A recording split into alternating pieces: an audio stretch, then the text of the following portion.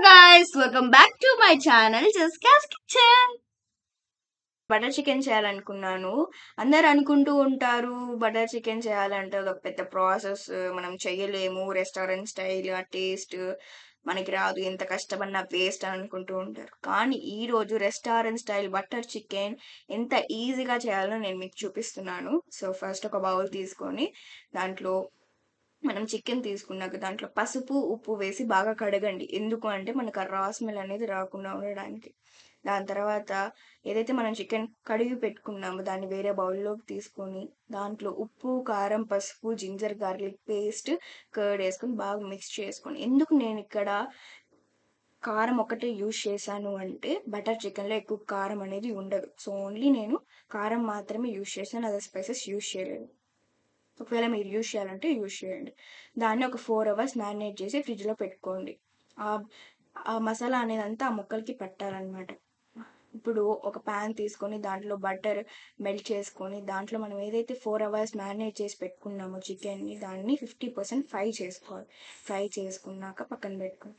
దాంట్లో ఆ same ప్యాన్లోనే butter తీసుకొని దాంట్లో మనము బిర్యానీకి సంబంధించినవన్నీ అంటే చెక్క లవంగ బిర్యానీ ఆకు బిర్యానీ పువ్వు అన్నీ వేసుకొని వేయించుకోండి. దాని తర్వాత దాంట్లో నేను 4 ఆనియన్స్ 4 పీసెస్గా కట్ చేసుకొని లైట్ బ్రౌన్ అండ్ షేడ్ వచ్చేంత దాకా వేయించుకున్నాను.